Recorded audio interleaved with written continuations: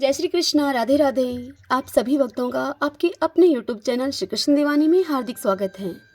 आज आप सुन रहे हैं पौष मास महात्म्य का 21वां अध्याय। पिछले अध्याय की कथा में आप सभी ने सुना था धर्मात्मा राजा दृढ़धनवा की संपूर्ण कथा, जिसमें आप सबने सुना था कि किस प्रकार वाल्मीकि ऋषि ने राजा दृढ़धनवा को उनके पूर्व जन्म का वृतांत सुनाया और उन्हें जो उनकी पहेली थी कि वृक्ष पर बैठा हुआ तोता, उस तोते ने राजा से क्या कहा था, उस पहेली को वाल्मीकि ऋषि ने सुलझाया। तदंतर राजा दृढ़धनवा संपूर्ण वृतांत सुनकर वाल्मीकि ऋषि से पूछने लगे कि पौष मास की पूजा किस प्रकार से की जाए, इसके देव कौन हैं और पूजन की विधि क्या है, यह सब मुझे बताइए। तब वाल्मीकि ऋषि ने राजा के पूछने पर उन्हें पौष मास के पूजन की संपूर्ण विधि बताई। अब आज हम उससे आगे की कथा का श्रवण करेंगे। तो आइए सर्वप्रथम भगवान का स्मरण करते हुए आप सभी मेरे साथ बोलिए, ओम सूर्याय नमो नमः, ओम नमो नारायण, ओम नमो नारायण। वाल्मीकि ऋषि राजा दृढ़धनवा से पौष माह के पूजन की विधि बताते हुए आगे कहते हैं कि हे राजन, फिर उस प्रतिमा को अग्नि के द्वारा शुद्ध करके प्राण प्रतिष्ठा करें, अन्यथा मूर्ति धातु की ही रहती है। तद विष्णु।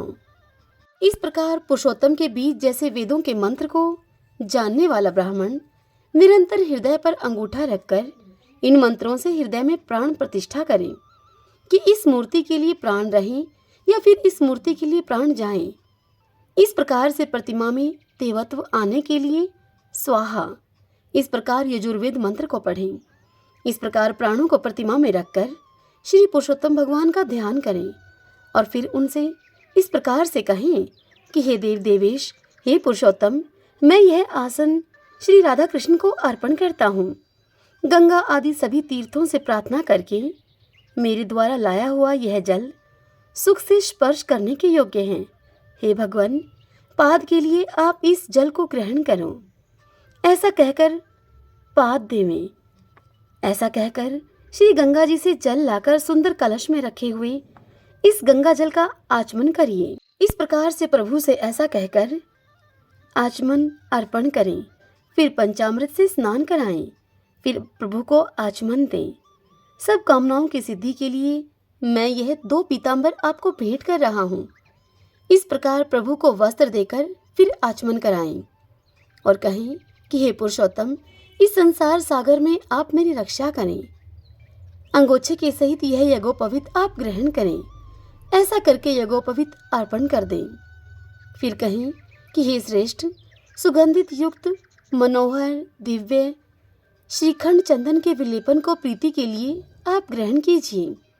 ऐसा कहकर भगवान को चंदन लगावें और फिर कहें कि हे पुरुषोत्तम, शोभायमान अक्षतों को आप ग्रहण करिए। प्रभु से इस प्रकार से कहकर प्रभु को अक्षय चढ़ावें।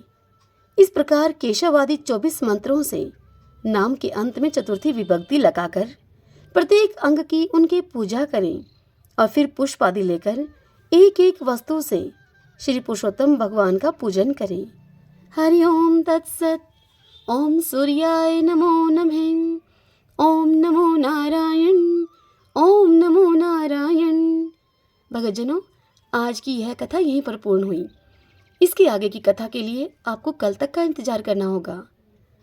तो आइए अब हम श्रीमद् भगवत गीता से 14वें अध्याय के ज्ञानों उपदेश का श्रवण करें। ओम श्री परमात्मने नमः। श्री भगवान अर्जुन से बोले, ज्ञान में भी अति उत्तम उस परम ज्ञान को मैं फिर कहूंगा, जिसको जानकर सब मुनिजन इस संसार से मुक्त होकर परम सिद्धि को प्राप्त हो गए हैं। इस ज्ञान को आश्रय करके अर्थात धारण करके मेरे स्वरूप को प्राप्त हुए पुरुष सृष्टि के आदि में पुनः उत्पन्न नहीं होते और प्रलय काल में भी व्याकुल नहीं होते। हे अर्जुन, मेरी महत ब्रह्मा रूप मूल प्रकृति संपूर्ण भूतों की योनि है, अर्थात गर्भाधान का स्थान है, और मैं उस योनि में चेतन समुदाय रूप गर्भ को स्थापन करता हूँ। उस जड़ चेतन के संयोग से सब भूतों की उत्पत्ति होती है। हे अर्जुन, नाना प्रकार की सभी योनियों में जितनी मूर्तियां अर्थात शरीरधारी प्राणी उत्पन्न होते हैं।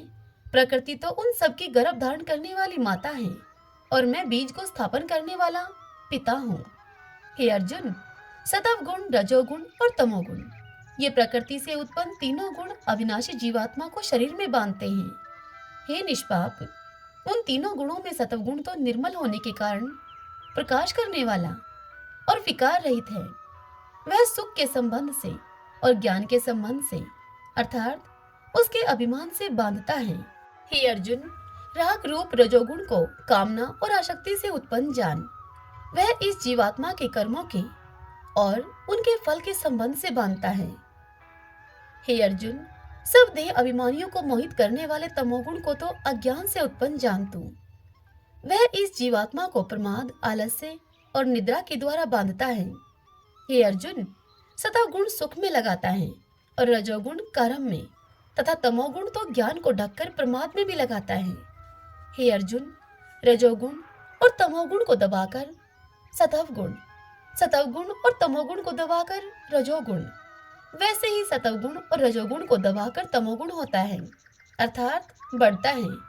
जिस समय इस देह में तथा अंतःकरण और इंद्रियों में चेतनता और विवेक शक्ति उत्पन्न होती है, उस समय ऐसा जानना चाहिए कि सतव गुण बढ़ा है। हे अर्जुन, रजोगुण के बढ़ने पर लोभ, प्रवृत्ति, स्वार्थ बुद्धि से कर्मों का सकाम भाव से आरंभ, अशांति और विषय भोगों की लालसा, ये सब उत्पन्न होते हैं। हे अर्जुन, तमोगुण के बढ़ने पर अंतःकरण और इंद्रियों में अप्रकाश, कर्तव्य कर्मों में अप्रवृत्ति और प्रमाद अर्थात व्यर्थ चेष्टा और निद्रा आदि अंतःकरण की मोहिनी वृत्तियां, ये सब ही उत्पन्न होते हैं। जब यह मनुष्य सतव गुण की वृद्धि में मृत्यु को प्राप्त होता है, तब तो उत्तम कर्म करने वालों के निर्मल दिव्य स्वर्ग आदि लोकों को प्राप्त होता है। रजोगुण के बढ़ने पर मृत्यु को प्राप्त होकर कर्मों की आसक्ति वाले मनुष्यों में उत्पन्न होता है तथा तमोगुण के बढ़ने पर मरा हुआ मनुष्य कीट, पशु आदि मूढ़ योनियों में उत्पन्न होता है।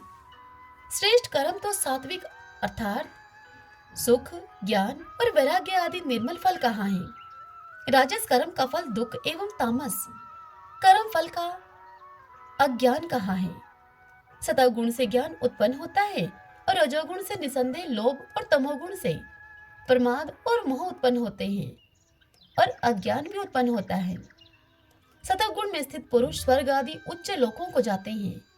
रजोगुण में स्थित राजस पुरुष मध्य में अर्थात मनुष्य लोक में ही रहते हैं और तमोगुण के कार्य रूप निद्रा, प्रमाद और आलस्य आदि में स्थित तामस पुरुष अधोगति को अर्थात कीट, पशु आदि नीच योनियों को तथा नरकों को प्राप्त होते हैं। जिस समय दृष्टा तीनों गुणों के अतिरिक्त अन्य किसी को करता नहीं देखता और तीनों गुणों से अत्यंत परे सच्चिदानंद घन स्वरूप मुझ परमात्मा को तत्व से जानता है, उस समय वह मेरे स्वरूप को प्राप्त होता है। यह पुरुष शरीर की उत्पत्ति के कारण रूप इन तीनों गुणों को उल्लंघन करके जन्म, मृत्यु, वृद्धावस्था और सब प्रकार के दुखों से मुक्त हुआ परमानंद को प्राप्त होता है। यह सुनकर अर्जुन बोले श्री भगवान से कि इन तीनों गुणों से अतीत पुरुष किन किन लक्षणों से युक्त होता है और किस प्रकार के आचरणों वाला होता है तथा हे महाप्रभु, मनुष्य किस उपाय से इन तीनों गुणों से अतीत होता है।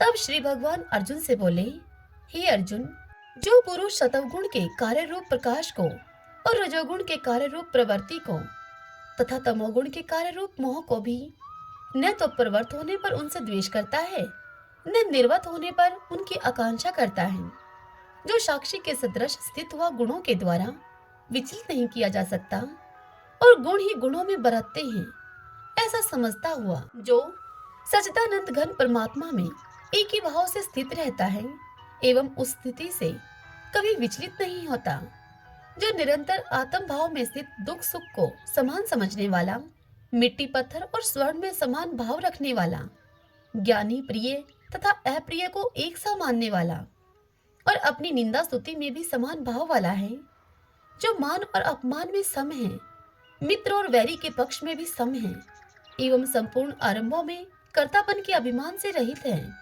वह पुरुष गुणातीत कहा जाता है।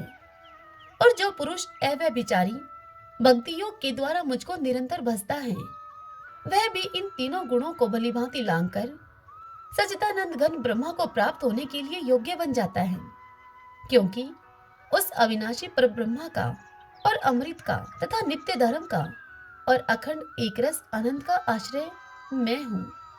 श्रीमन नारायण नारायण हरि हरि, भजमन नारायण नारायण हरि हरि।